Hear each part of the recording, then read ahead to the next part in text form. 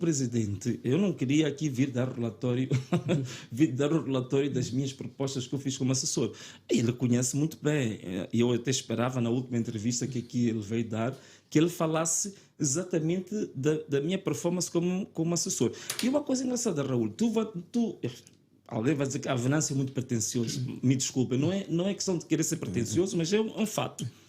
Toda a gente que anda a lançar pedras contra mim, da Renamo, fora da Renamo, sobretudo os da Renamo que trabalharam comigo, que trabalham comigo, em nenhum momento você há de vê-los a falar de problemas da minha competência ou do meu desempenho enquanto como profissional. Então, isso eles não encontram. Então, o próprio presidente sabe muito bem o conjunto de propostas em concreto. A minha assessoria não era uma assessoria de chegar, sentar com o presidente, tomar um café e mandar uns papos.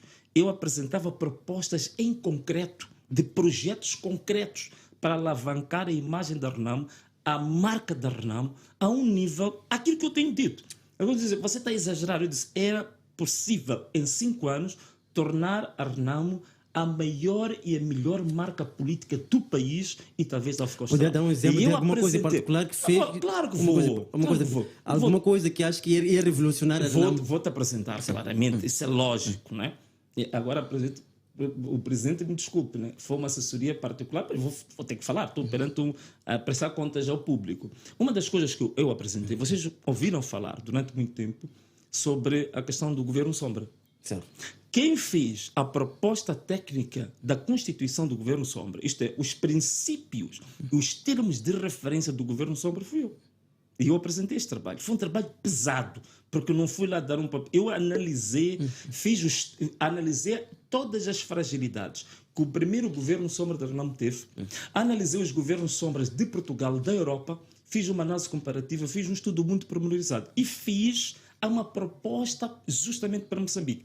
Uma das coisas que vou-te dizer que na proposta lá vinha e que uma das fragilidades que eu encontrei no primeiro governo sombra da Renamo foi o seguinte: é que os ministros sombra que foram indicados, todos eles foram apresentados publicamente, e no dia da sua apresentação pública é quando eles começam a se inteirar dos dossiês das suas áreas de trabalho. Foi um erro grave, crasso. Certo. Então, o que eu fiz como proposta? Eu fiz os termos de referência do que realmente o ministro sombra tem como atribuição. Portanto, isso é preciso saber.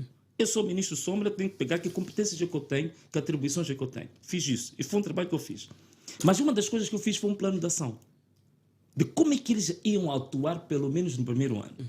E uma das coisas que eu coloquei foi, nos primeiros 3 meses, havíamos de fazer uma formação modular sobre as grandes questões da gestão pública do Estado.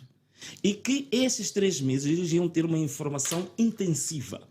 Se você é ministro da Saúde, por exemplo, primeiro tinha que conhecer toda a legislação relativa à saúde, tinha que conhecer o plano estratégicos, todos eles, do setor da saúde, tinha que conhecer todas as propostas legislativas que ainda não tinham sido aprovadas e depois tinha que fazer uma coisa mais interessante ainda que nós íamos fazer. Tu tinhas que ter pelo menos um conjunto de umas 10 a 15 propostas próprias do que tinha que mudar na legislação, do que tinha que mudar no plano de atividades, do que tinha que mudar no plano estratégico da saúde. Então, aí o que ia acontecer? Depois dos 3 meses, apresentas o Ministro da Saúde, ele vem, apresenta-se em público, ele já tem pelo menos 10 propostas legislativas, plano de atividades, sobre questões a transformar no Ministério. Então, aí tu acrescentas valor. Quem afundou esse projeto? Quem afundou o projeto? Eu não sei exatamente quem afundou, mas eu apresentei o projeto. O presidente, numa altura em que não era suposto ele falar publicamente do projeto, numa entrevista que ele deu a uma televisão local, ele falou do governo sombra quando nós tínhamos combinado que íamos ficar 3 meses a dar uma formação intensiva sem falar disto. E depois disso, eu, para um papel como assessor, qual é que é?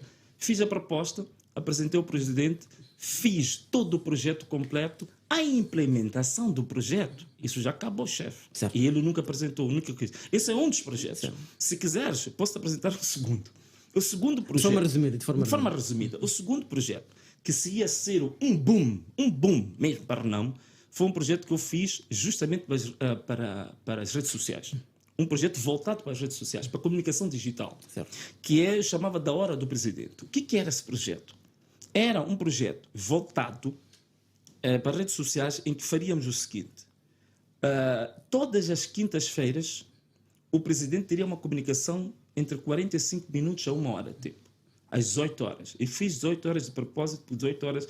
Normalmente, todos os programas de entretenimento que, digamos assim, capitalizam audiência nas redes sociais estão a terminar por volta das 18 horas. Então, ia às 18 horas nas quintas-feiras. E qual é que era a lógica desse programa? Esse programa, logo a seguir ao encerramento da conferência de imprensa do Conselho de Ministros, às terças-feiras, os assessores, aqueles ministros que eu falei, do governo Sombra que eu falei, Sim.